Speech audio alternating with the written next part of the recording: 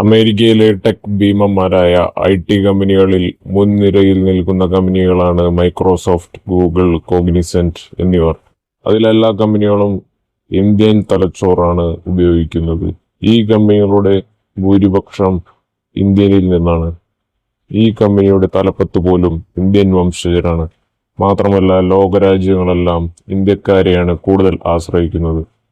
എന്നാൽ ഇന്ത്യയിൽ ബി.ജെ.പിയുടെ കടന്നുവരവോടെ, അല്ലെങ്കിൽ നമ്മുടെ പ്രിയങ്കരനായ പ്രധാനമന്ത്രി മോദിജിയുടെ വരവോടെ മേക്ക് ഇൻ ഇന്ത്യക്ക് തുടക്കം കുറിച്ചു.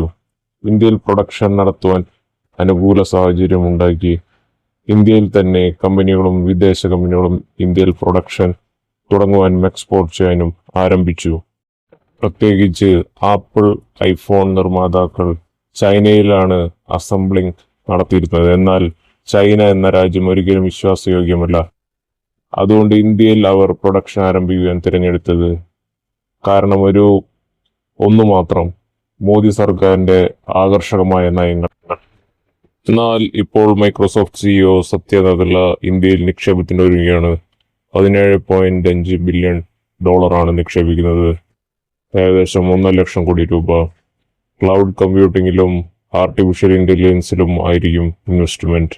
ഏകദേശം ഇന്ത്യയിലെ എല്ലാ സ്റ്റേറ്റുകളിലും ഇതിന്റെ ഗുണം ലഭിക്കും. മുംബൈ, ഡൽഹി, ബാംഗ്ലൂർ എന്നീ സ്റ്റേറ്റുകളിൽ മാത്രമായി ഒതുങ്ങുന്നതല്ല.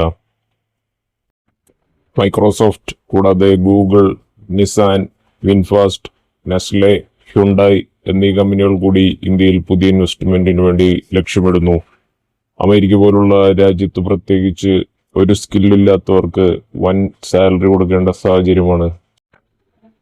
എന്നാൽ ഇന്ത്യയിൽ സംഗതി മറിച്ചാണ്. നിസ്സാര കാശിന് നല്ല അറിവുള്ള ടെക്കികൾ ജോലി ചെയ്യാൻ തയ്യാറാണ്. കമ്പനികൾ തുടങ്ങാൻ ചിലവ് കുറവാണ്, വാടക കുറവാണ്. അമേരിക്കയിൽ ഈ പറഞ്ഞ പ്രൊജക്ട് തുടങ്ങിയാൽ ഇന്ത്യയിൽ മുടക്കുന്നതിന്റെ 3 ഇരട്ടി വേണ്ടിവരും. കൂടാതെ മണ്ടനായ ട്രംപിന്റെ ബിസിനസ് വിരുദ്ധ നയങ്ങളും.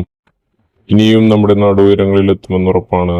അതിന് മോദിജിക്ക് ദീർഘായുസ്സ് കൊടുക്കട്ടെ എന്ന് നമുക്ക് പ്രാർത്ഥിക്കാം. ജയ് ഹിന്ദ്.